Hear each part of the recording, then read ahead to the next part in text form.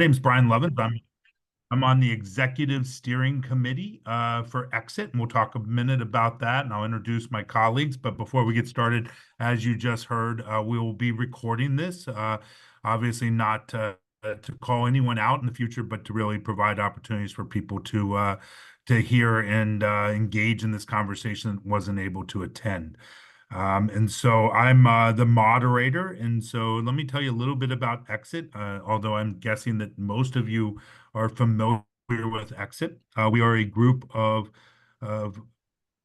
chiefs and assistant chiefs across the country, both former and current, who have really sort of stepped into the ring of reform and really rethinking community corrections, really calling for a smaller, less punitive, more hopeful system for the people who are served in community corrections, as well as for the staff who work in it, and the people who are engaged in the system. And so we have worked on a series of policies that are designed to help create spaces in your own communities and across the country and ways to improve the system for those that serve, really centering around the people and taking equity, diversity, inclusion lens to the work and calling out sort of the historical issues of the criminal justice system and helping people be better.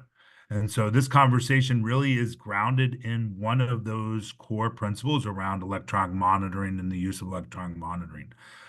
Before I get into EM, I'm just going to have my panelists and my colleagues here just briefly introduce themselves, and then the three of you, I will come back around and ask for some opening comments, but love to get sort of people just exposed to who you are and sort of why you're at this table today.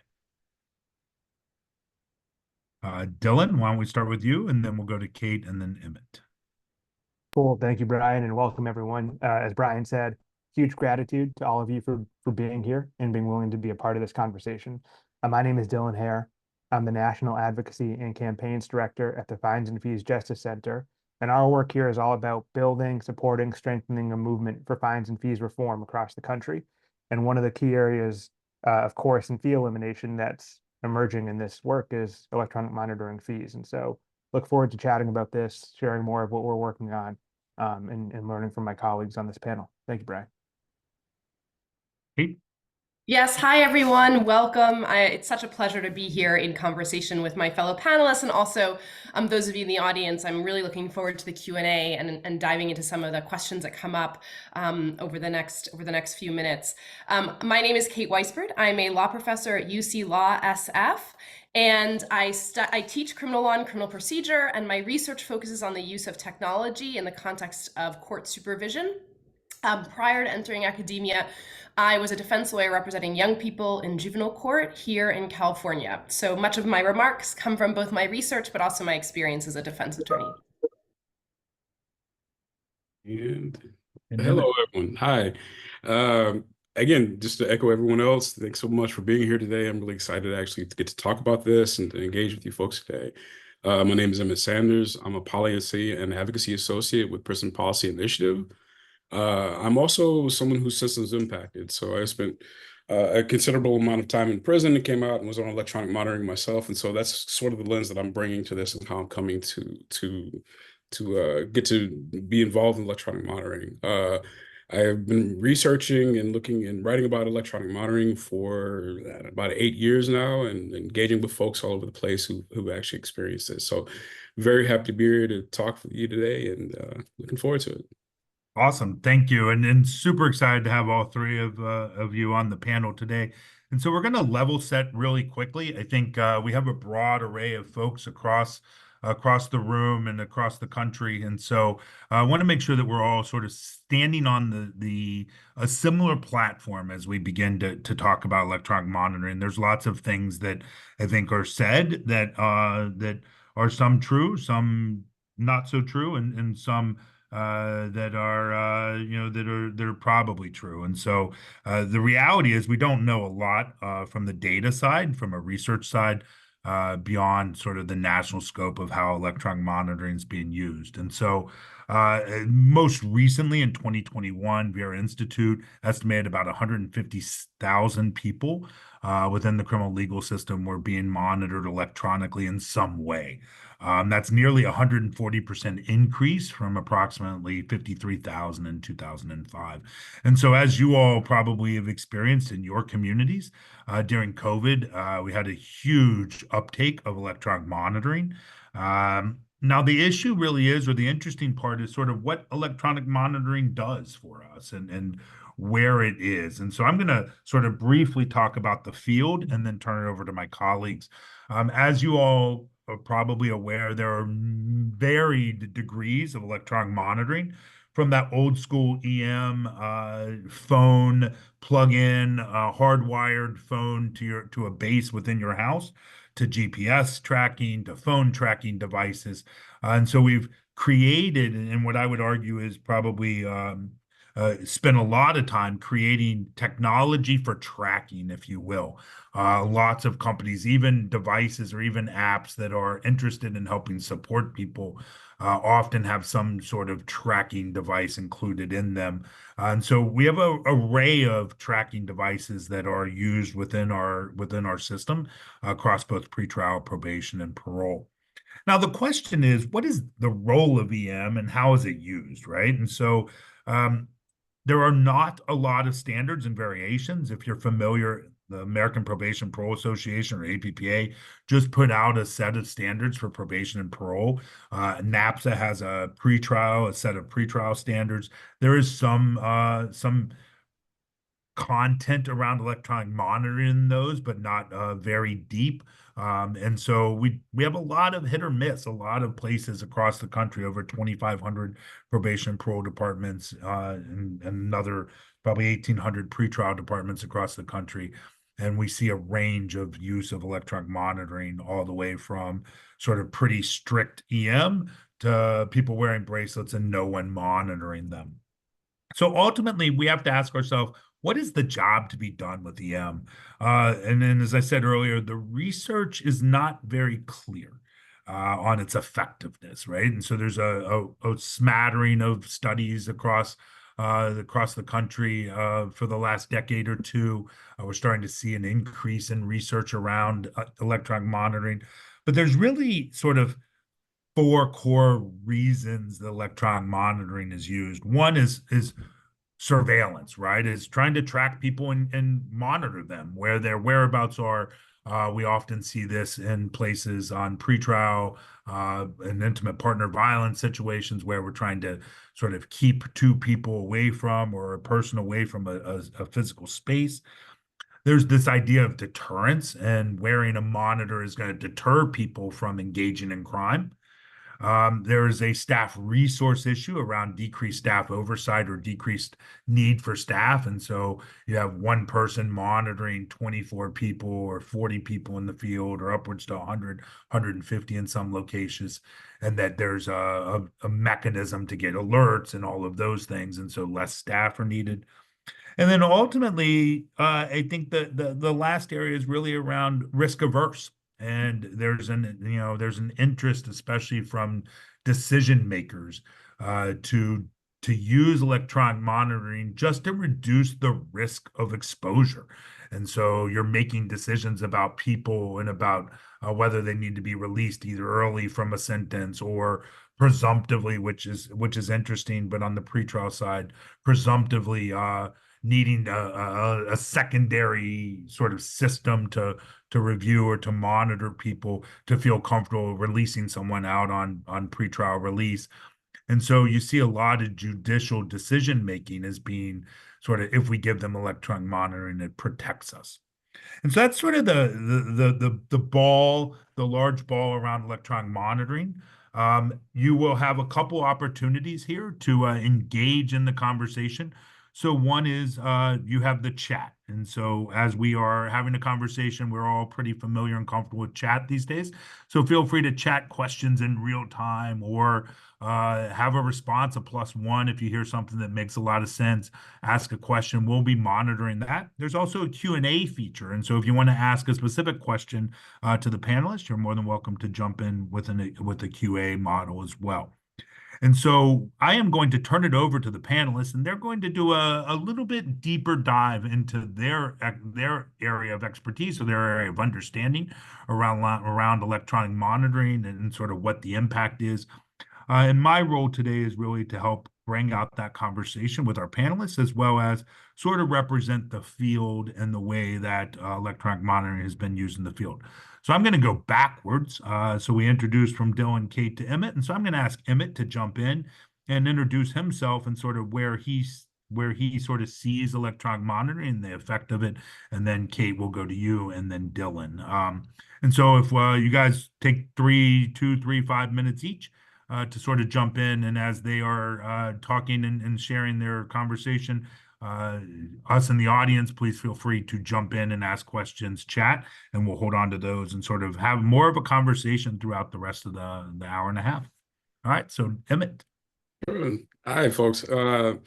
Thanks so much, Brian. So I'll just kind of jump right into it. A lot of my research, a lot of the work that I do has been engaging with folks who are actually subjected to electronic monitoring, who have to actually wear these shackles and are subjected to the rules.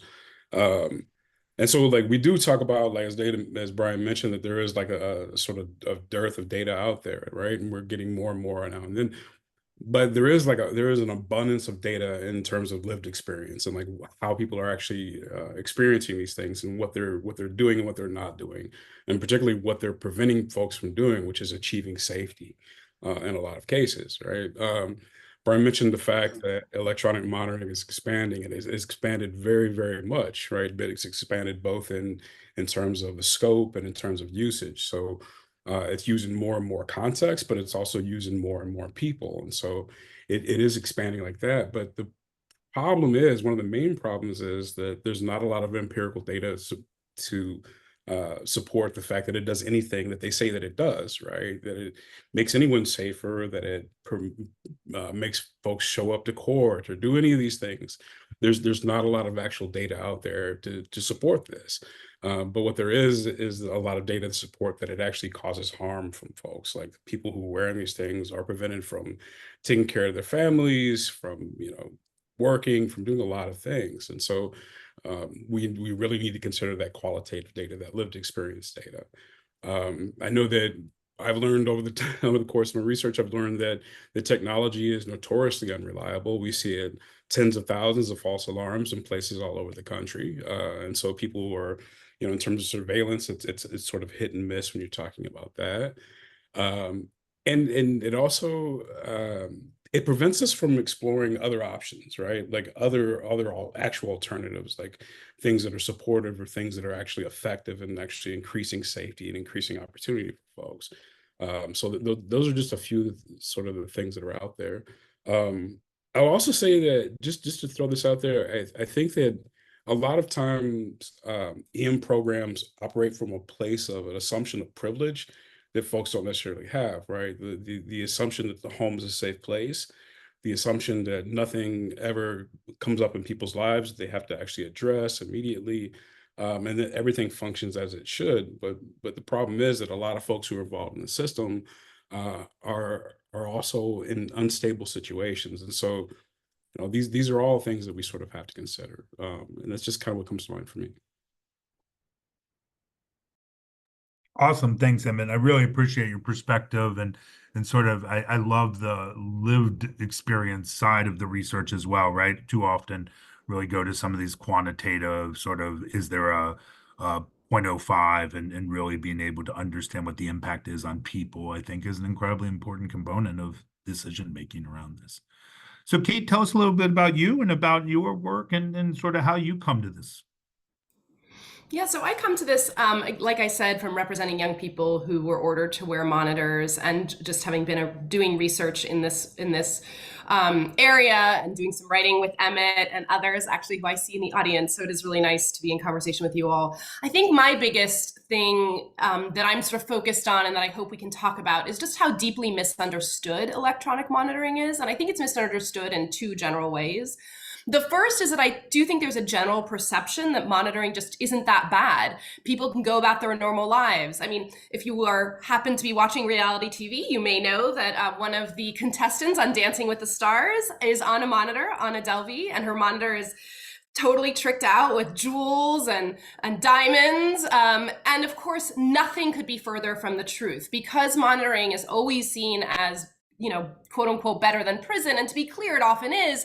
The analysis often just stops right there, full stop. But in my experience representing young people in juvenile court, monitors weren't so much an alternative to incarceration, but really an alternative form of incarceration.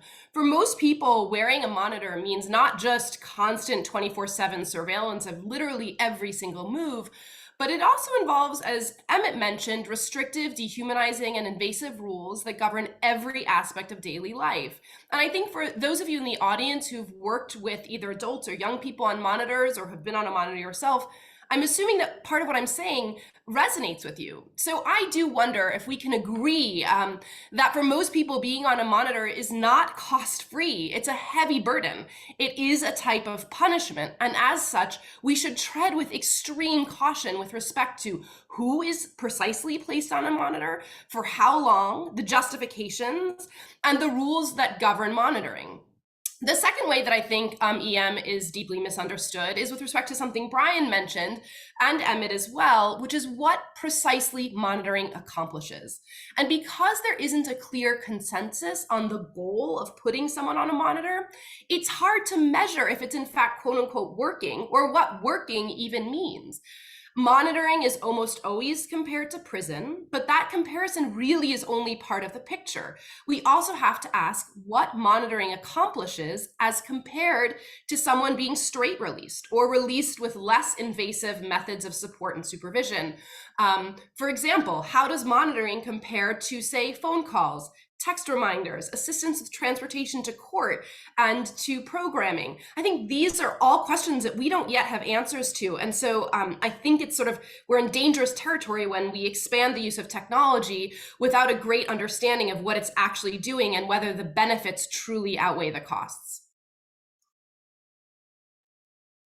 Yeah, Kate, I think it's a great question, right? What's the job to be done? And I think that's a question we have to ask ourselves. And lots of things we do in corrections, but definitely in electronic monitoring of what's the job to be done. Because if there's no purpose, then, or if there's a multi-level purpose, it's easy to say, well, it does this or this or this. So I'm looking forward to that conversation and digging in with you and our colleagues. Dylan, all right, you're up. Tell us about yourself and about what brings you here. Sure. So first, credit and gratitude to the Emmets and Kates of the world, so many of you on this webinar, because it's very clear that so many people have been working on this issue for a really long time. And there are certainly many, many pieces to this puzzle. Here at the Fines and Fees Justice Center, our mission is to end the fines and fees that distort justice. We are working towards a system that treats people fairly, is funded equitably, and helps ensure community safety. And so when we step back and look at the costs associated with electronic monitoring, particularly the fees that are baked into the system, we can see how this issue is moving us in the wrong direction. And so there's two things I want to highlight up front in these sort of opening comments. First, I'll touch briefly on the statutory framework that allows costly electronic monitoring to thrive. And then I'll come and talk briefly about the impact that those fees are having on people and communities across the country. So first, on the statutory framework. There are 43 states that statutorily authorize fees to be imposed on people who are being monitored. 29 of those states authorize fees for both post-conviction monitoring and also pre-trial electronic monitoring. So folks who are legally innocent but are still being monitored and have to pay that money every month and don't ever get that money back. And for the states that do not explicitly authorize fees, that doesn't necessarily mean that the fees aren't there. In fact, we've seen legal precedent in some states that says that there is implicit authorization for fees, barring an explicit ban. And most states don't specify any amounts. So where fees are authorized, the authorization is often really vague. You see terms like reasonable or allowing you to impose fees that cover the cost of monitoring. So financially, the impact of this can be really, really severe. Electronic monitoring fees in this country can range from $1 to $40 per day. And they can vary widely from state to state or county to county within the same state. And there are lots of other hidden fees that get tacked on, not to mention, as Kate was just referring to, a lot of other hidden costs. And we're going to talk about, I'm sure, a lot of those throughout this conversation. So when we're thinking about how EM, as Emmett was saying, extends the carceral system into people's homes, their jobs, their schools, their communities, the fees within EM are an extension of the system's economic harms.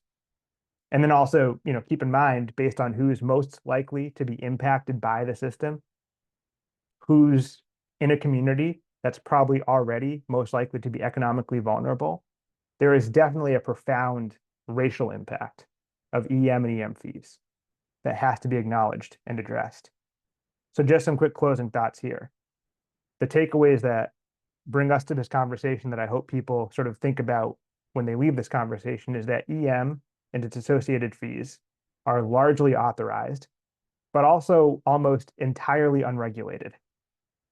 That means that these fees are perhaps the most costly and also least transparent in the criminal legal system.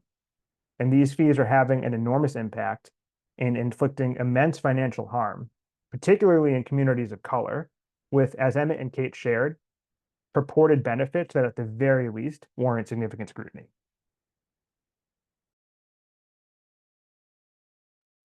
Awesome, Dylan. I appreciate it.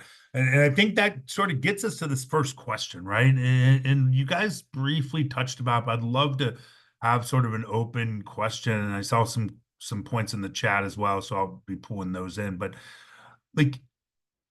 so let's assume, right? Let's assume that the job to be done is to ensure public safety, and we'll just call it this big, broad public safety.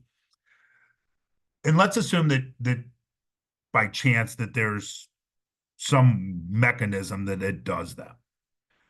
What are the costs to that, right? And so I think we've seen over the last 50 years, 45 years in the US, a significant cost on the war on drugs, on sort of stop and frisk policies, on sort of really blanket policies that are designed to at some level sort of impede on people's rights. What are the costs, right? So what are the costs to electronic monitoring? Jump in. Don't be shy.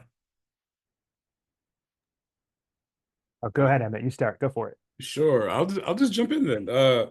Yeah, I think that there are definitely like economic costs, as Dylan was mentioning, like to the individual, to the community, to the state, to the county. So there millions of dollars are being spent on these things like all the time, right? But then, as Kate mentioned, there are the societal costs, right? Like the costs of removing someone from the community via electronic monitoring, so they're no longer able to participate, right? The cost of preventing someone from actually taking their child to school or to find and keep work. If we think about work, people who are systems impacted, one of the biggest industries out there is the service industry, right? Which requires people to have flexible schedules. But when you have electronic monitoring with these rigid rules, you're removing some of that as an option for folks. And so there are these other costs that are sort of associated with it as well. And so there are the direct economic costs, but there are also the societal costs, which also have an economic impact as well. Yeah, and I can add just to riff off of what Emmett is saying. I think that there are several costs, and first of which is the rules themselves and the sort of the reality of living on a monitor. I do think that the perception is it's just wearing a device, but of course it's so much more. Rules often require, many people on monitors are under house arrest or can't leave their home unless they seek permission to leave their house. So there are also onerous charging and connection requirements, like having to charge the monitor for 2 hours a day and maintaining GPS signals at all time, and restrictions on where you can go. So that makes it really hard for people on monitors to find and keep a job, to support family members, to be at all flexible. And for most people, wearing a monitor is really a modern day scarlet letter. It's branding the wearer as someone so dangerous or at such risk of absconding that 24/7 state surveillance is needed. So these monitors can be also seen and heard. They beep, they buzz, they blink.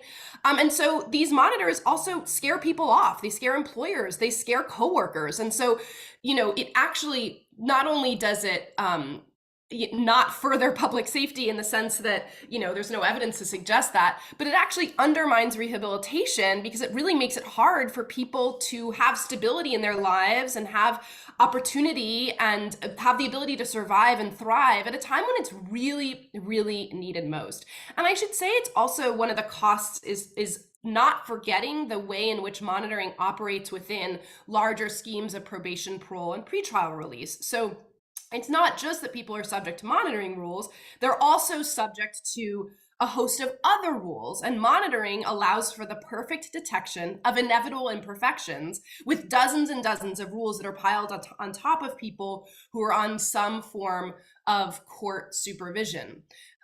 And then I just do want to emphasize the extent to which one of the other costs is that the technology isn't that great. There's just so many reports of false alerts, faulty technology, problems connecting. And so there too, it's actually sort of giving a false sense of comfort or something when really the monitoring technology itself is not performing the way it's meant to. And then lastly, I just want to say one of the other costs is that it's being used on people who maybe it shouldn't be being used on. Because it's viewed as better than prison, that really just means that we don't really interrogate who it's being used on and whether those people would in fact otherwise be incarcerated. Surely there's probably some small group of people who might otherwise be incarcerated in a world without monitors.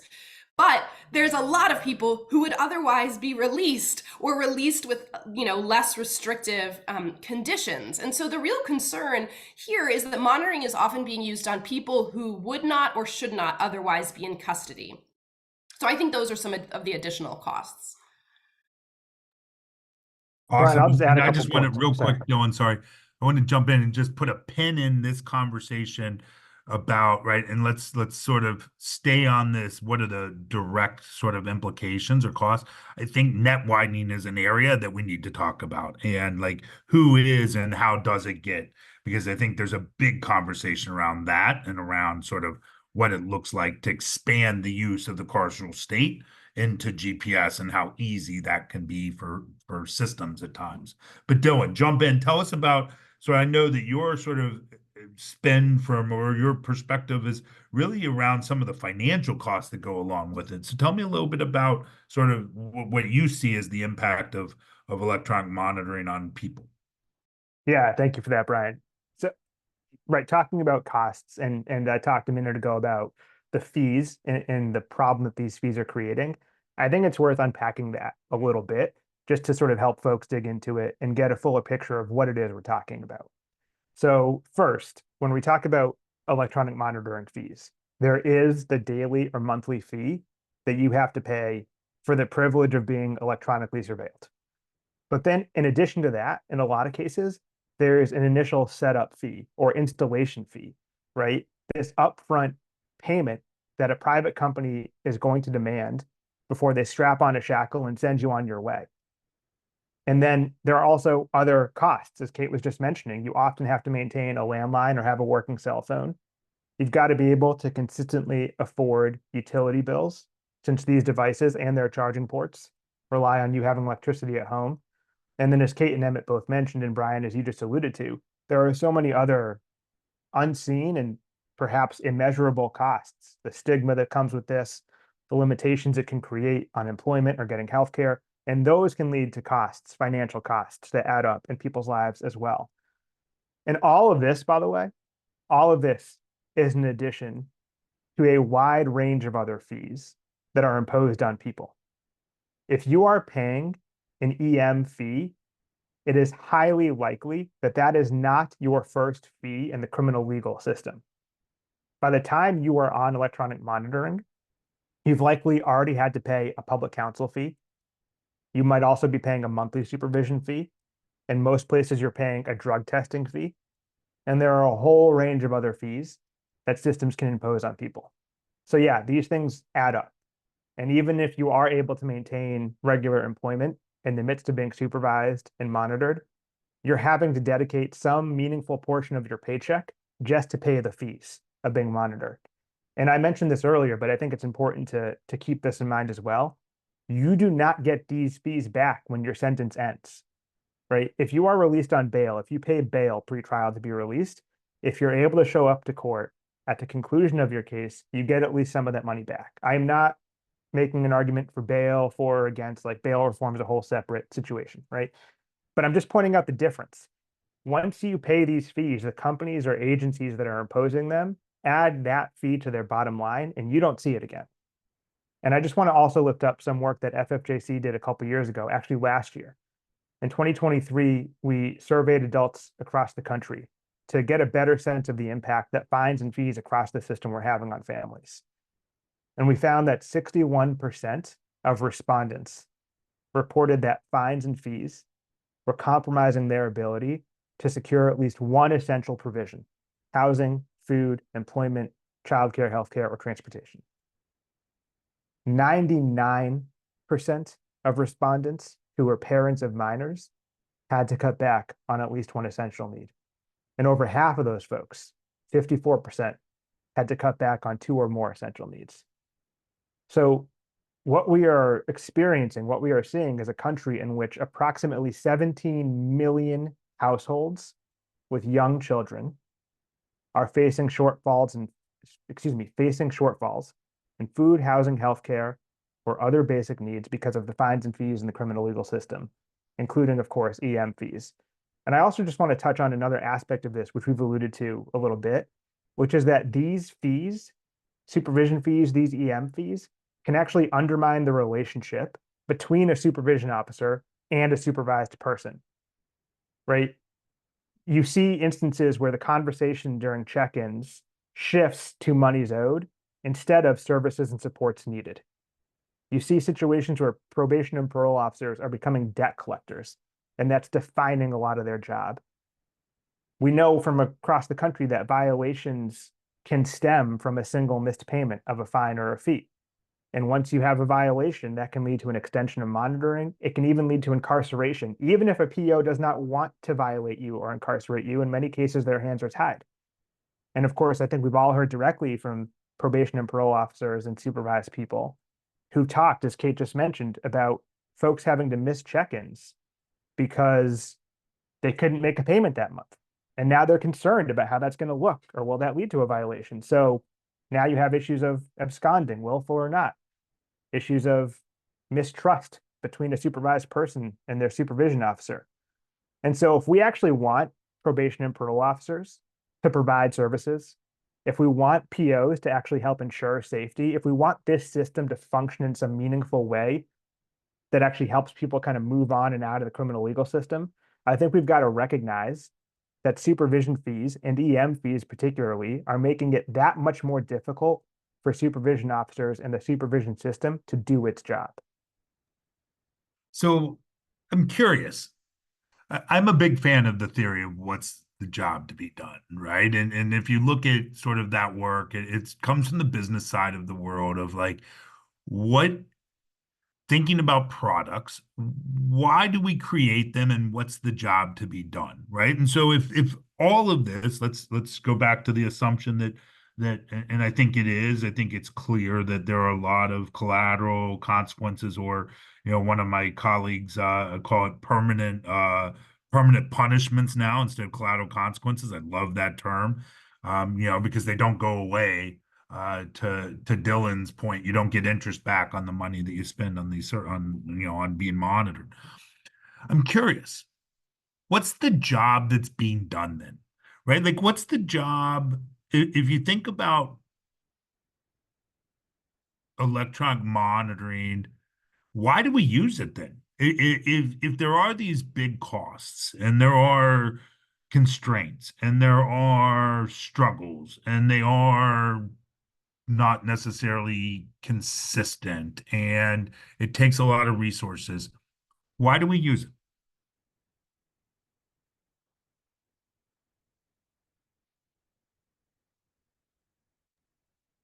I mean, I certainly have a lot of thoughts and opinions. I want to defer to Emmett and Kate on kind of the systemic justifications to the extent they exist. But one thing I'll say that we've seen in our work is that the private companies that are creating and distributing and selling, effectively selling these tools to supervision agencies, oftentimes are selling them as a cost-saving mechanism, right?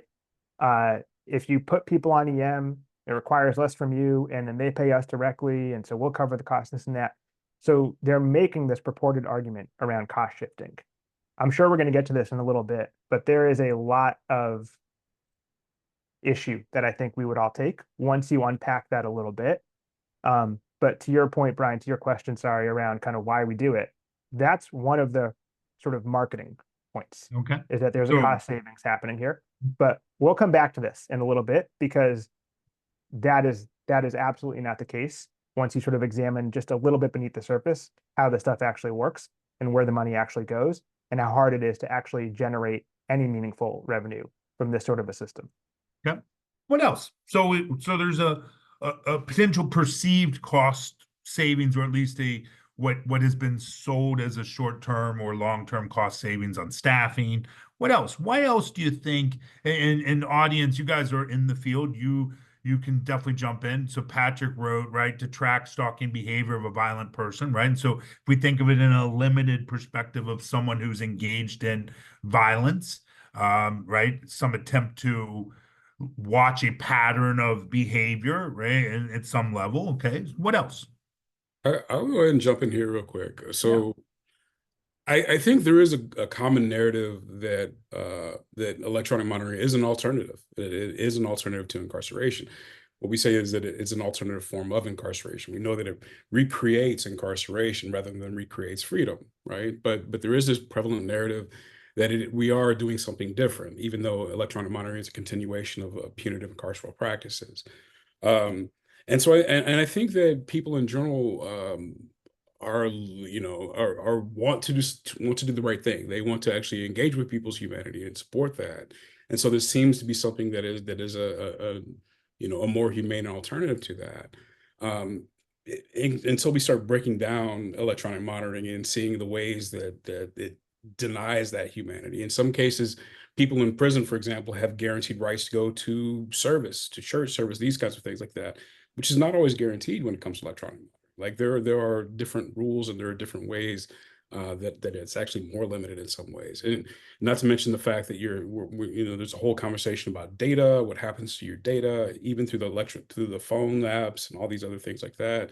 There are more insidious kinds of things like that. But I do think that, there is an appeal to this like carceral humanism. There is an appeal to this idea of doing something better, and I think that's out there. And I think there is like this a very, very strong narrative out there that it works, that it does all these amazing things. Like we just kind of take that at face value. We don't really get into it and look and see how it actually works, and if it does, whether or not it does. And I think those two things are kind of big points right there. Emmett, it was funny. I was talking to someone that doesn't work in the field, thank God. But I'm guessing there are some folks who probably make decisions who believe this as well, that there is like some embedded mechanism that if you go outside your monitoring area, or you engage in a space that is that's been identified as a no-go zone, or you start to engage in crime, that you actually get shocked. And that it sends a signal through to your ankle and it shocks you. And then there was actually this person I was talking to on the plane the other day when I made the mistake of telling them what I do. By the way, never tell someone on a plane that you're a criminologist, you're going to hear all sorts of problems. But this person was like, oh no, there's like a tethering system that brings them back, like it's a retractor beam that brought them back to their house if they went away. And it's like, I think to your point, like there's this misconception of even what it is, and to the point of like, there are people who are on EM who are on absolute house arrest, can't leave, and then there's people who are just on EM and go everywhere, and there's no boundaries or anything, and it's just a tracking mechanism. And so we run the gamut as well, which I think also exposes us to believe that anything is possible or everything is available. And so, Kate, I'm curious for your perspective, like, why do you see why do you think there's a 140% increase in EM over the last 10 years? Well, I think a little bit it's the toy problem, right? Like it's out there as this option that wasn't really there before. I mean, it was always there, but it's now cheaper. And as someone mentioned in the chat, we're now going to see more and more cell phone tracking applications, I think. So I think it's also it resets the bargaining between that happens between prosecutors, defense lawyers, and judges. So it now is another option, and it changes the baseline of what's being negotiated over in terms of release conditions, because it sort of gives judges cover. It gives judges a sort of easier way to let someone out. But again, it sort of begs the question, is that still better than just straight release or straight release with other types of support? I mean, to your question about what is the job being done? Well, presumably the job being done is to support people in rehabilitation and reentry. And I think, unfortunately, the way monitoring operates is it undermines that completely and actually makes it really hard for people to reenter and to get the rehabilitative services that are, important to get. And in fact, one of the things I very much appreciate about the Justice Lab and the work of EXiT is the sort of principle of less is more, like light touch or no touch is often way better than invasive surveillance. And I will also say that I think one of the assumptions is that we're always thinking about it as a one-to-one comparison. So like 1 day on monitoring is better than 1 day in incarceration. But that's just the wrong comparison, not only because it's a false binary, which is something Emmett has talked about in the past, right? Of course, there's a third option, freedom, but also because it's never as simple as a one-to-one swap. Oftentimes people are on and off of monitors for years and in and out of prison for years. And it's a cycle. It's not just a sort of, oh, this person spent 5 days on a monitor instead of 5 days in prison. It's so much more complex than that. And so I think that when we're talking about what are ways of reconsidering the role of electronic monitoring, we have to understand that it operates as part of the sort of in conjunction with the revolving door going in and out of incarceration. Yeah, no, I really appreciate that. And I think the idea, right, and starting to think about like how electronic monitoring is used, I'm curious of your guys' thoughts on like, is it just a flat punishment? Like, do you think that it is used in some places because prosecutors, judges, communities just want to be harsh and they want to punish people, and it's a way to enact punishment that isn't, to Emmett's point, as what they would believe is painful as a prison stay or a jail stay? I'll step very briefly out of my role at FFJC just to share a quick personal reflection from when my career first started. I started as a prosecutor, and I can tell you just from that brief experience, when I was using EM, when I was sentencing people to it, it was because I was afraid not to, and I was taught to be afraid not to. So I definitely want to shift back and talk about kind of all the incentives that we mentioned a minute ago, but just wanted to share, a quick personal anecdote on how this was introduced to me at the very first day of my career in the criminal legal system. Dylan, I really appreciate that. I know a lot of prosecutors, a lot of judges, and I think I really don't think at the individual level there's a ton of people who are like, let's just screw people and do things that are bad to them. I really think there is this false sense, and Emmett, you mentioned it, like this false sense of like security around the use of EM. And it's like, well, as long, if I'm going to put them in the community, at least protect me. And the problem is, we all know that people they really don't have data. They have N of 1 stories. And so I put someone on EM and they didn't engage in something, therefore it must have worked. And that person did. Well, that was because they were problematic, not EM.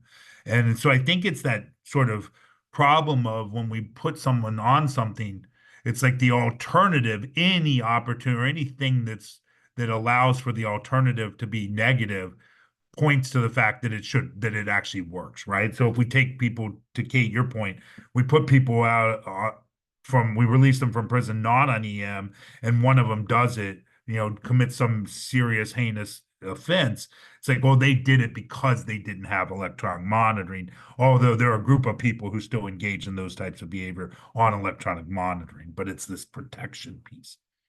Well, can I just say one thing about that though, Brian? I mean, Yeah. there's also, there's always the story of like someone who also got out on a monitor and commits a crime. But I Yep. think we can all agree that like making policy based on anecdotal one-offs is just, not the way to go about making good decisions about what makes the most sense. Yeah, no, I agree. I think a good example in Harris, we did a study about a decade ago now, where judges thought that sentencing people to 6 months in jail and then putting them on probation actually was a good strategy, right? It was an effective strategy because it's like, look, you got punishment, but you put them out on probation, you shocked them, sort of showed them what could happen.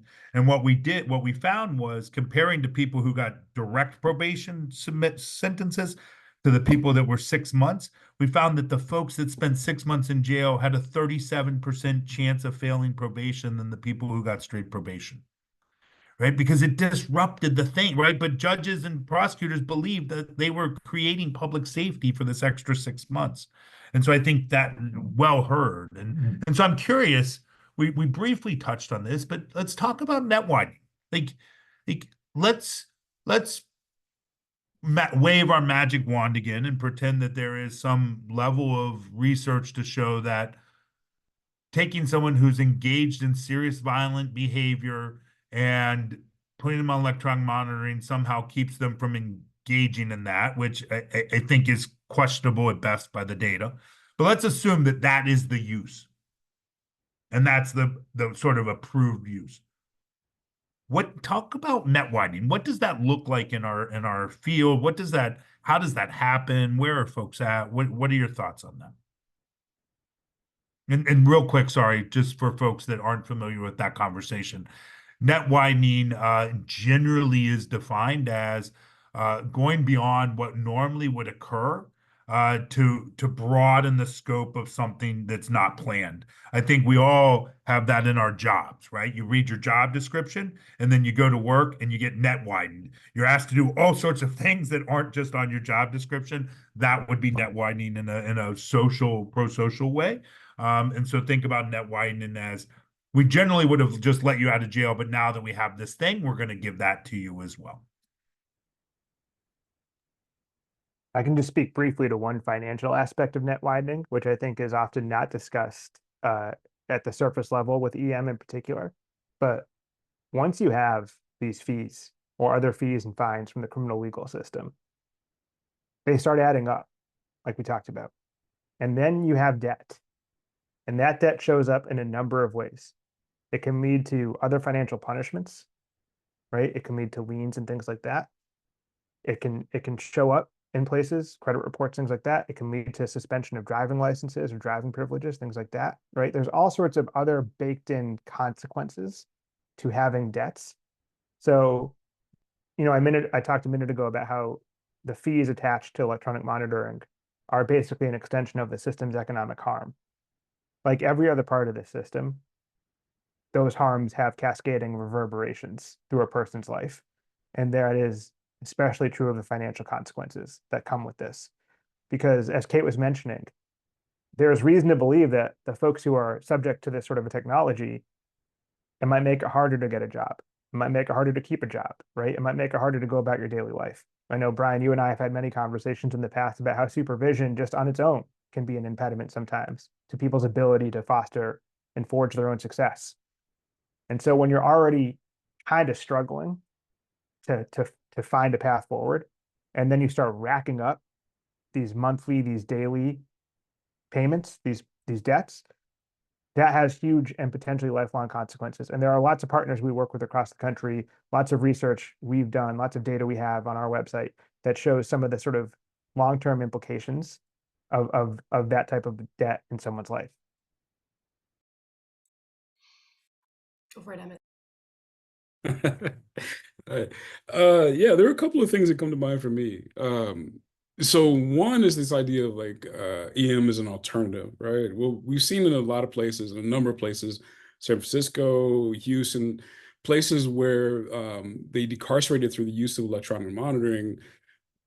the electronic monitoring population just exploded. Just, turned out it was small and turned huge, and the jail population went back up. And so like it expanded through that, right? The surveillance expanded to include more people than ever before, even though it was used as an alternative to incarceration. Um, but we can also think in terms of technical violations as expanding the path to reincarceration and the cycle that Kate is talking about. All these the restrictions and rules of people that are put in place make it really, really easy for folks to get, violate it and go back. I think there's been studies where like one report was like 90% of people who were rearrested were because of technical violations, not for new offenses or anything like that. And then I will also mention the fact that electronic monitoring is essentially putting prison into the home. It is introducing it into the home in this sort of way, right? Like it introduces the system into the home. And so a lot of times when people have children, people are coming into the home, they're hooking this thing up, they're seeing their parents on these things. And this could be the first experience that someone has with the system. It's like it coming into their home and removing that space of safety. And so we're also talking about like this sort of generational sort of net widening too, right? Like this potential for that to happen. I echo everything that Emmett and Dylan has said. So I don't want to repeat what they said other than to say +1, but I do want to add just like an anecdotal example of net widening on a very sort of individual story level, and just tell you about a young person that I represented on electronic monitoring who he had trouble going to school. He had special education needs and the school wasn't providing an IEP. And so we finally asked him to get the support he needed. He went to school for the first time, and that was a condition of his probation that he go to school. And so he finally went to school, which was so exciting.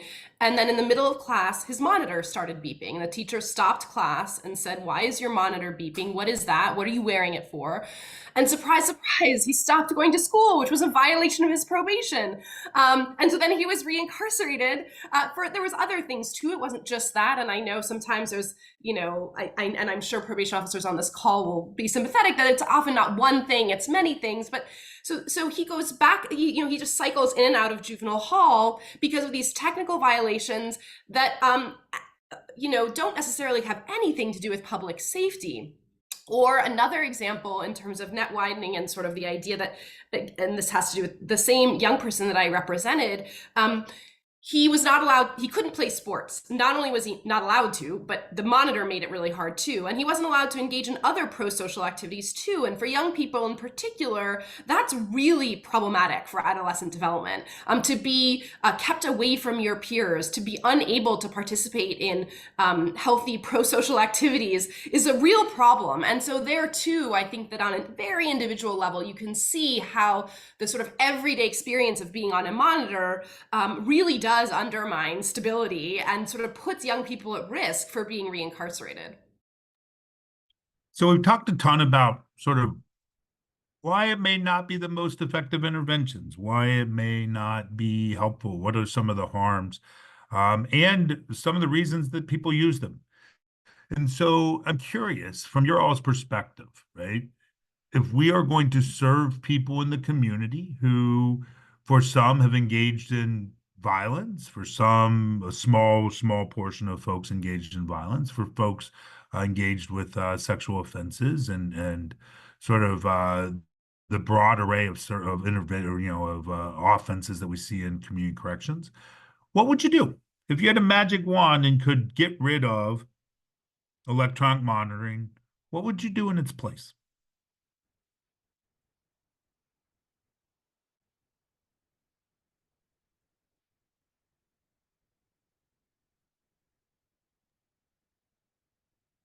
I'll go ahead and jump in. So I think one of the things that we talk about a lot is that electronic monitoring, because it seems like a solution, because people are positioning it as a solution, we're not talking about what solutions actually are out there, right? And so because we feel like we have found it already. I think a lot of times we're looking at, like, we are being reactive, we're being responsive to whatever the person has done and not being preventative. We're not looking into what has caused the person to do what they've done. And so looking into things like supportive, like what are some supportive ways? What are the ways that we can actually reduce the odds that someone's actually going to commit a crime, right? So if people are out there robbing someone or something like that, like there's probably an economic reason involved, right? There's probably something there. And so how can we create opportunities to create resources for folks? How can we, if you're supervising someone, you want them to succeed, right? So you probably want them to have a job. So what are the like job training programs? What's out there? And I think when we're talking about earlier, like why are we using it? I think one of the big problems is because there is a real limited array of options out there, right? We're not using like court reminders. We're not using community-based healthcare programs or treatment programs or these kinds of things like that. There are a lot of things that we can do for people that will make us all safer. Like no one, people who are impacted also want to be safe. Like no one has a monopoly on desiring safety, right? And so, exploring some of those things I think is important. I really do think that monitoring stunts our collective imagination of what the alternatives could be. There's so many things out there that could be done, to Emmett's point, that we haven't even considered because we've been so focused on monitoring and on monitoring being seen as the alternative. But I think it's a really important question. Well, what's the alternative to monitoring? And I think on a basic level, it's what EXiT has said before, which is less is more, and ideally none is more, right? Like the lightest touch or no touch is the best alternative to monitoring. But to the extent that the train has left the station and monitoring is going to exist in some form or another, there's also real harm reduction approaches that can be taken to do things like fix the rules, have a presumption that people are not subject to house arrest, especially young people. In juvenile court, the rules are often just cut and pasted from adult court into juvenile court, and that's a real mistake. Monitoring is not an on-off light switch. It can be used in a variety of ways, depending on the situation, depending on the person. There are also populations of people that just shouldn't be exposed to monitoring at all. People with mental health issues, people struggling with being unhoused. Those are populations of people that really makes it's very challenging to be on a monitor. So, I mean, I'm not, like that. I still think less is more or no is more, but to the extent that we have monitors, I also think there are ways that we can engage in significant harm reduction, not the least of which is also to just make sure that we're, have some standard about who is put on a monitor and why and for how long.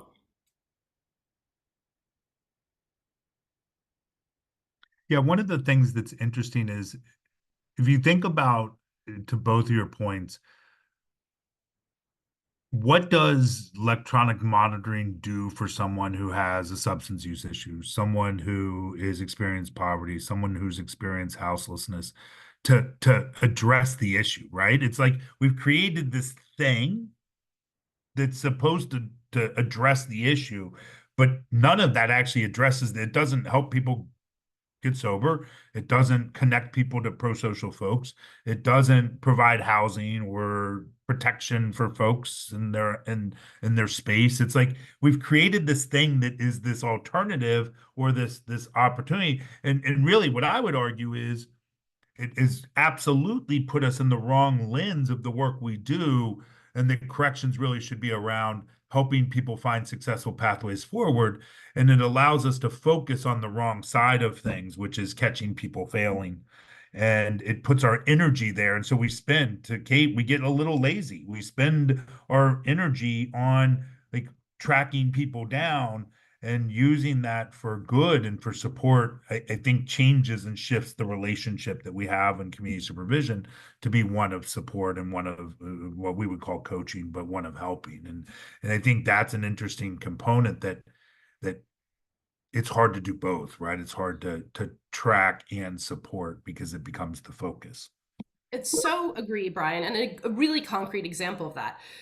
When I represented young people, a judge might place a young person on a monitor and say, as a condition of probation, you have to go to school every day. And I would say, well, unless that monitor sprouts wings or wheels, that monitor is not going to take my client to school. What would be really helpful is a bus or a van or some way of actually getting this young person who wants to go to school, because often it is hard to just the simple things of getting to school, of getting transportation. That's what's needed. It's not tracking, because the monitor, what is it? It doesn't do anything. It doesn't provide services. So I do think that that's a really important point to not lose sight of. Dylan, thoughts on that? What would you do? What would, like, if you had a magic wand and got rid of sort of the electronic monitoring world, what would you do? So I think the thing that it's really important to come back to is your point, Brian. How much of the relationship between a supervision officer and a supervised person EM consumes? How much of that relationship tracking consumes? How much of that relationship and a person's mindset debt consumes? And to Kate's point a minute ago, and Emmett, you made this point as well, and I just want to lift it up. We are always having this conversation in the midst of strained resources and limited capacity, when those resources and capacity are limited and strained by the thing we're trying to talk about, right? And so we're going to supervision agencies, or we're talking to allies and advocates in the field around potential alternatives, but we are recognizing that part of the reason it feels hard to move off of the status quo is because the status quo is so sticky and embedded, right? And it has become all-consuming in a way that very few other things I should say EM has become all-consuming in a way that very few other things can become. And just again, to that point around when you are having to pay for this every single day or every month, when you have other debts, when you have other fines and fees that are adding up, that is taking up the space that you could otherwise be dedicating to yourself, to your own success, to your own progress. Collecting those debts is taking up the space that POs, that public safety officials could be committing to actually supporting you in some meaningful way, right?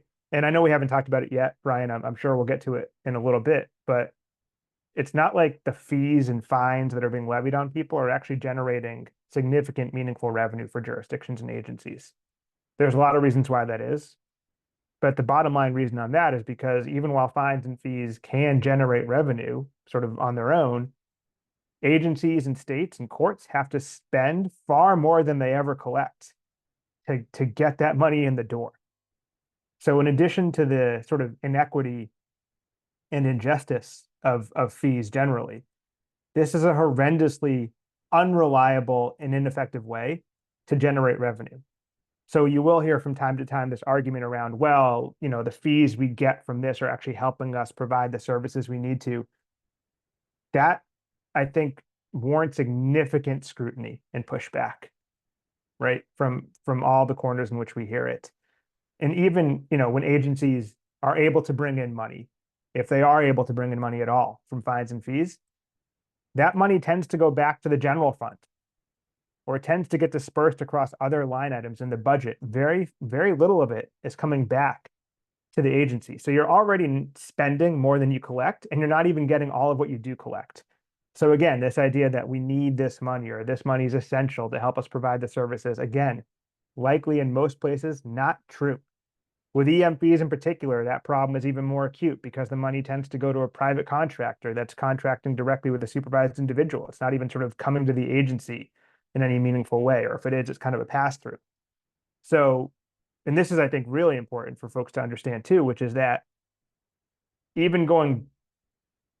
even going back, the money is not even going back to a supervision agency, even while EM and its fees are requiring costly inputs from the agency in terms of staff training, staff time, mandated compliance from staff with alerts and notifications.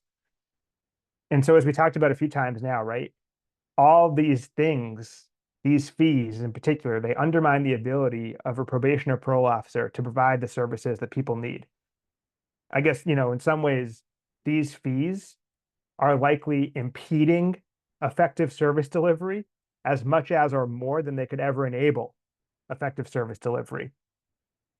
And so you asked, what would I do? What would it look like, right? Well, eliminate supervision fees. Eliminate these fees. Let's just create a space in which supervision officers can actually build meaningful, trusting relationships with people who are being supervised. There's also a lot of reason to think that we should be supervising a vast majority of people at a significantly reduced intensity. So that will also free up resources and time. We can limit the way supervision, EM, and debt is impeding on people's abilities to succeed. And we can sort of achieve this cultural shift from facilitating failure and punishing failure to incentivizing and rewarding success. And I know that seems like, wow, that's a big long-term vision that's going to take years. Yes, of course, this work, it took a long time to get here. It's going to take a little bit of time for us to get out of the situation. But what I would do, to your question, is take advantage of the space that eliminating fees might offer in this system and have that space, to Emmett's point, then get filled with the services, supports, and actual pro-social incentives that may actually help the people who actually need that type of help get back on their feet and get moving. I was wondering, I'm sorry, and I was late. I apologize for being late. I had an emergency at work, but I was just curious, just considering the unequal rates of contact between police and different racial, ethnic, or linguistic groups, if there's data on the differences of how EM is utilized across racial groups, because I'm also thinking just about what does that mean when there's that disproportionate contact, and then by just think about the exponential pieces that happen there. So now, are there Black and brown people that are under a level of monitoring that their white counterparts who have the same offense are not?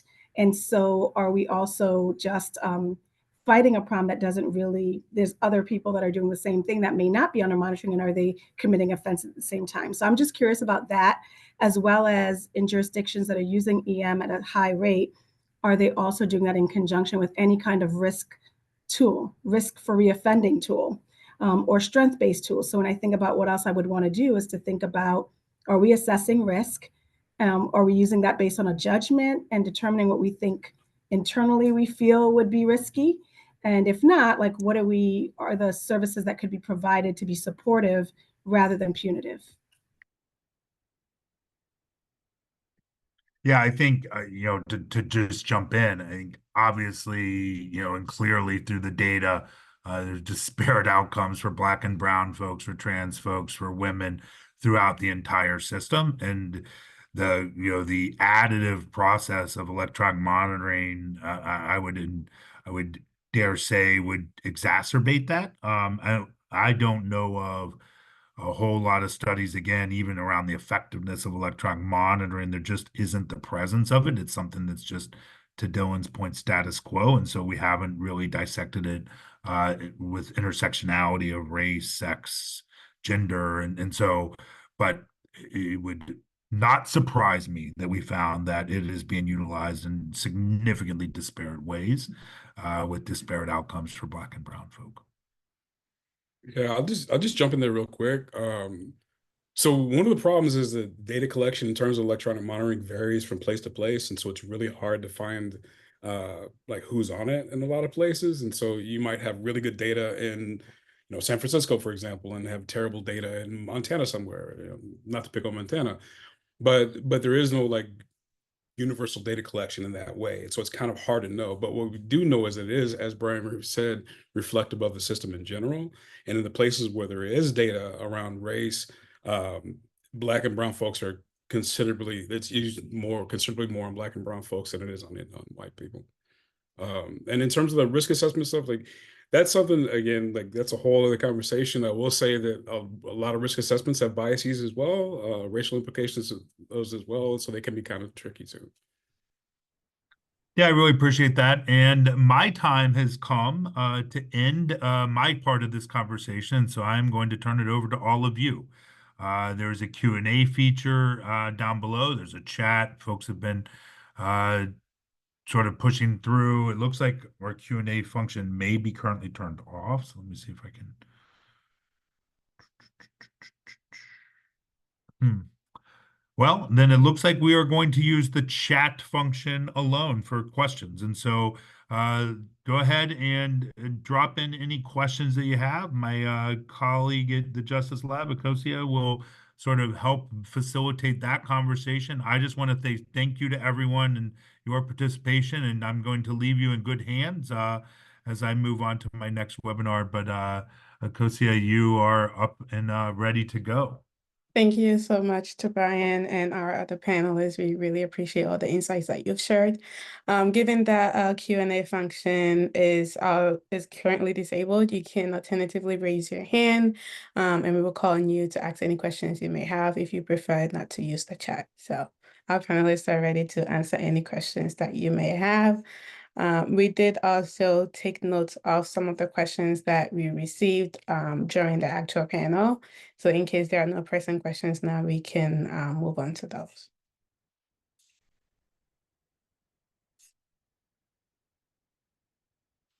All right, so Alan Bell asked in the chat, there is a movement towards phone apps that do the job of GPS monitoring without the ankle bracelet. The cost is less and is not as apparent as ankle bracelet. What do the panelists think on these GPS monitoring phone apps? So open it up to you. I can start. I think obviously not having the device on your leg is an improvement, but I mean, I wouldn't overestimate or over celebrate how much of an improvement it is. I think it's a little bit of a red herring in the sense that yes, it eliminates the sort of scarlet letter problem and the humiliation, the dehumanizing aspect of having something so visual. But that's, as you've heard, only part of the picture, right? I mean, the rules governing the rules may remain the same, the fees could remain the same, the restrictions and charging requirements could remain the same. I mean, think about how often sometimes your cell phone isn't in range or your cell phone dies. So a lot of the problems remain even if we see an uptick in the use of cell phone applications. I'm also not entirely sure we're going to see an uptick in cell phone applications that quickly because I do feel like the corrections world is a little bit behind in terms of technology and sort of evolving technology. And I think also there's some great work being done that the cell phone applications also are faulty. So I think many of the problems we see now will be recreated and reproduced even with cell phone applications, even if some of the more visual aspects are removed. And I'll just add there are a couple sort of underlying presumptions here that Kate, you alluded to, that are worth sort of lifting up. Number one is that you have a cell phone and can afford to keep that cell phone. You can pay that cell phone bill every month and not have that cell phone ever turned off or put in jeopardy, right? Think about some of the findings we were talking about earlier, the number of families across this country who are having to cut back on a basic human need, childcare, healthcare, education, transportation. So if you are accruing debt from fines and fees, and to Kate's point, just because it's a cell phone app doesn't mean that the fees are going to be eliminated automatically. They could still be fees imposed, and there often are fees imposed well beyond EM fees, right, for people who are on supervision. So you already have these things kind of happening in the background. If you're already in the position of having to make hard financial decisions, then I think having now to afford a cell phone and make sure you pay that bill, not just because it's a phone, but now because it is your only way to stay out of incarceration, you have to maintain this sort of working condition thing. That's just another challenge, right? That's going to be hard for people to meet potentially. That's going to be emotionally, mentally crushing, devastating if they fail to meet it in any given month, right? So I hear it, and Kate, I sort of hear your point too, right? Like, yes, that may feel like, as you said, right, that might feel like a step in a particular direction, but in some ways it just sort of runs around the core of this problem, at least from a financial perspective, which is that the fines and fees imposed across the system, the fees imposed in supervision, the fees imposed for this sort of monitoring and surveillance add up really quickly. If those are what's making it impossible for you to maintain your cell phone, your landline, whatever, then just having an app isn't actually going to do much. And also, there's nothing to say those apps are going to be free in and of themselves.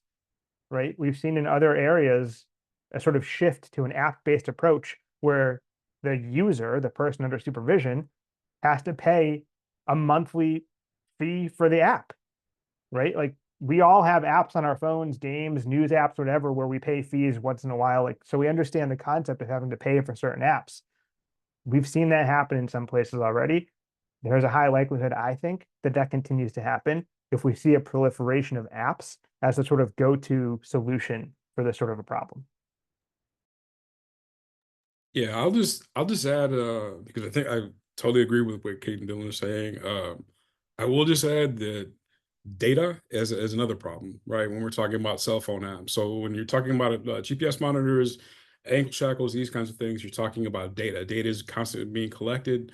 There are very limited rules on what happens to that data, who's collecting it, who can access it, all kinds of things like that. When you're talking about phone apps, that doesn't go away. In fact, you're actually using this app on a device that collects all kinds that has all of your data on it, right? And so what's being collected, how it's being used, who has access to it, all of these other things, none of that goes away. In fact, it becomes more problematic when we're talking about putting this on a device that basically has access to your entire life. Thank you so much, Dylan, Emmett, and Kate. Zach, we see that you have your hand raised.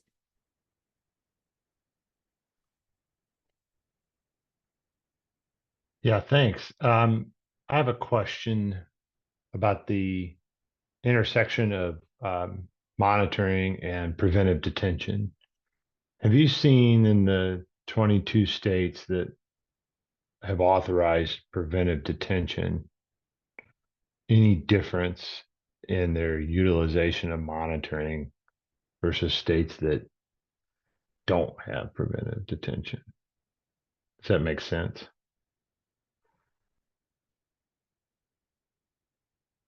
Can you just say what you mean by preventative detention? Do you mean pretrial So, detention? so I'm in Indiana. No, we're going through a process where we're sort of the legislature is trying to impose preventive detention, like what the federal government uses, or 22 other states have done that, like New Mexico or Illinois, New Jersey, where you can hold a person without bail on a finding of dangerousness. We don't have that here yet. We kind of have de facto that where the bail gets set so high. I just wonder if there's a variation in a judge and a court's willingness to use preventive detention, or I'm sorry, electronic monitoring pre-trial in a jurisdiction that has preventive detention versus one that doesn't. I don't know of a direct comparison in terms of data between states that have preventative detention and not. What I will say, and Emmett mentioned this earlier, is that in states where we've seen, with Illinois being an exception, a lot of states that have engaged in bail reform, including states that have preventative detention or sort of presumptive detention for certain cases, we've seen both that the jail population has either remained the same or gone up, and the electronic monitoring population is also going up, which just raises some red flags, right? Which is to say, like, well, if monitoring were being used as an alternative to incarceration, we would expect generally to see that the jail population is going down, and the monitoring population would be going up. But that's not what we're generally seeing. Like here in San Francisco, for example, there was pretty extensive bail reform. Well, the jail population is staying the same, and the monitoring population is going up.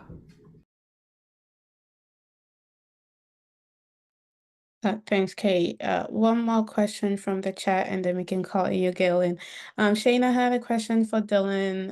Shayna wanted to know if people have been charged for fines and fees for EM, whether or not they have had their debt turned over to debt collectors, and if so, does that happen while under EM or after EM has ended? A really good question. I don't know that I have off the top of my head a specific answer to it, but certainly when you accrue criminal legal system debt, that debt can show up in any number of ways, like we were talking about, right? It can show up in credit reports. These private companies, so let me just step back for a second, because I also want to distinguish between fines and fees in the criminal legal system and the fees around EM in one important way, which is that EM is often, I think, everywhere, right? Basically being run by private companies. It is, as I said a few minutes ago, almost an entirely unregulated space. In fact, just a few weeks ago, congressional lawmakers sent a letter to two of the largest private supervision companies, private monitoring companies in the country, basically demanding some information on what their rates are, what their government contracts are, what their practices and policies are, what type of profits they claim to be generating. And so there is this growing recognition that there has to be at least some transparency on this issue. At the very least, we have to do. I mean, Emmett, you brought this point up earlier. The lack of data transparency in the criminal legal system writ large is a massive problem. I think that problem is particularly acute when we have basically offloaded a sizable part of that system to private entities like we have here. So to the question around what happens, yeah, I mean, I think private companies effectively are accruing this debt, and then that's debt you owe to some third party. And there's many consequences to that, as I'm sure everyone knows and understands. And even short of that, when you're accruing debt within the criminal legal system, like we talked about, there are so many consequences to that, and those consequences can linger for years, for a lifetime. There was a great series of reports, a great report that came out a few weeks ago from the Urban Institute and Brookings Institution. They sort of dug a little deeper into the impact that fines and fees have on the financial well-being of people, families, and communities. I'd encourage you to check that out, because so much of what they talk about, I mean, all of what they talk about effectively is applicable to this conversation. And the fees we're talking about in this conversation play into the challenges that Urbans and Brookings, Urbans. Why did I pluralize Urbans? Urban and Brookings lifted up in their reports. So I'd encourage you to check those out and share those, because those are also a really important piece of this conversation and of the question you're asking. Thanks, Dylan. And Galen, I believe you had your hand up. Thank you. So quick comment and then a question. They're sort of related. So to the phone apps, I've seen phone apps that do way more than, and to Emmett's point, than just track your location. They're basically spyware. They give the state total access to everything that you say or do on your phone. And as someone who's formerly incarcerated, I can tell you that I'd much rather, I've been on ankle monitors, electronic shackles. It was absolutely a shackle. And I'd much rather do that than have the state have total control and access to every aspect of my life, because it doesn't just impact me, it's all of the other people around me who are also impacted, who don't want to be surveilled. And then sort of building on that as a strategy question, I'm curious if the panelists could respond to like the question of when do we leave behind people, or is it necessary to say that these systems are harmful, period, regardless of crime of conviction?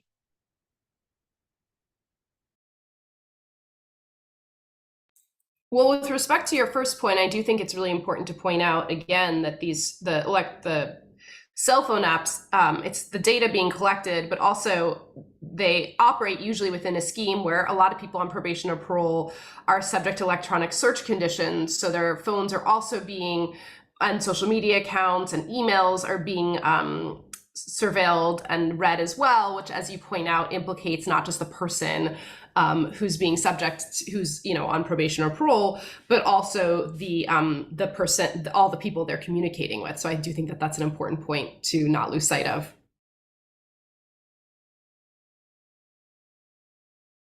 Yeah, I'll just jump in. I'll just say, so one of the big arguments is that these things don't work, right? That they do not do what they say they do. And that would be for everyone. They don't work for everyone. They don't work for people who have specific offenses or something like that. If they don't work, they don't work across the board, right? If they do harm, they do harm across the board. So I do think it is important to remember that we are talking about, like, as a collective, right? We are talking about these devices, and how they fail, like as a whole, honestly. And I'll just add quickly, Galen, you know, this debt is indiscriminatory. It doesn't care who you are, where you come from, it adds up and it will hurt you and your family. And so to the extent that anyone on this system is owing fines or fees, again, that's why we take an unequivocal position on fees, eliminate fees, period, full stop, because they don't care who you are, but they will extract from you wealth, resources, time, energy, and a lot of other things that are essential for you to be able to succeed.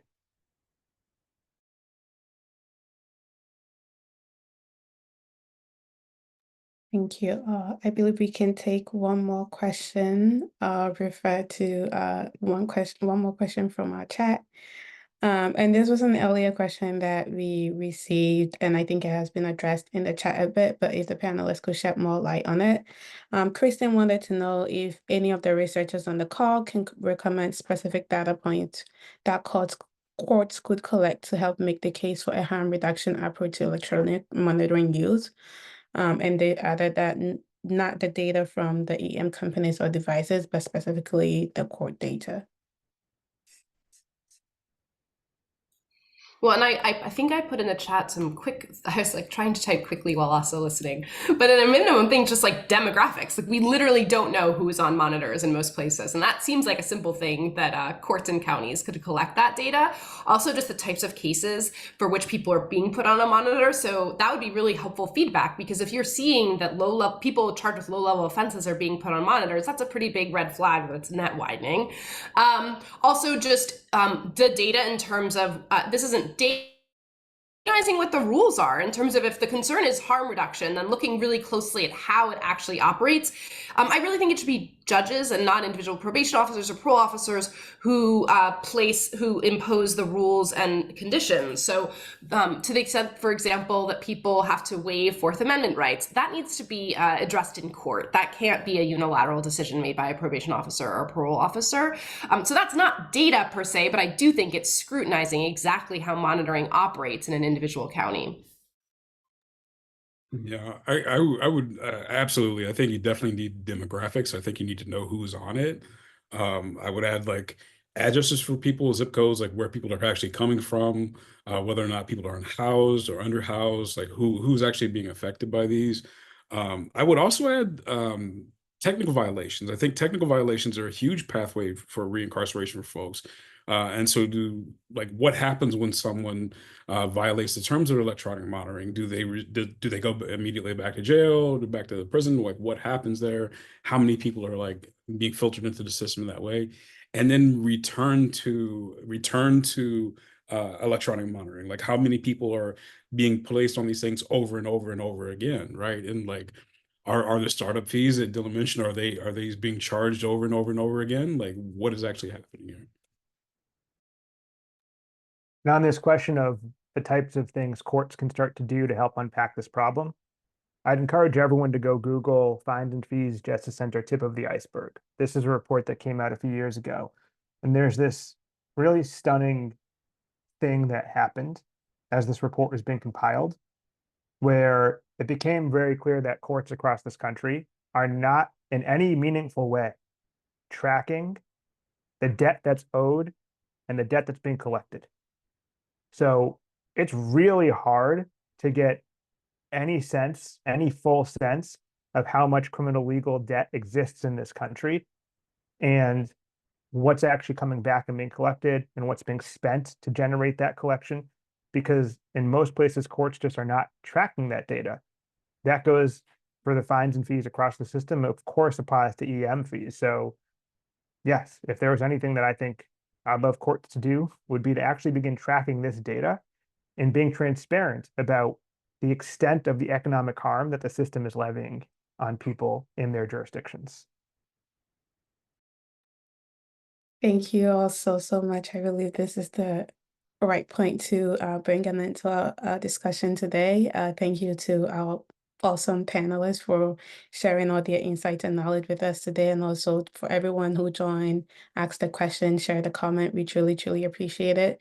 We are at time, and we will be sending a follow-up email with resources that the panelists would like you to have access to, in addition to a recording from this event.